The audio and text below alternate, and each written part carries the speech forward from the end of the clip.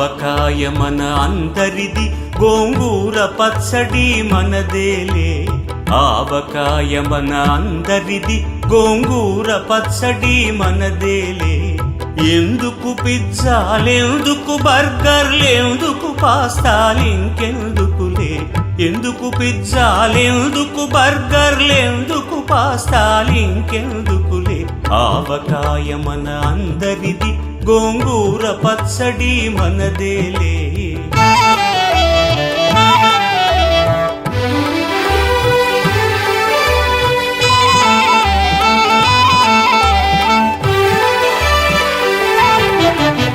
ఇడ్డెన్లలోకి కొబ్బరి చట్నీ, పెసరట్టులోకి అల్లమురా.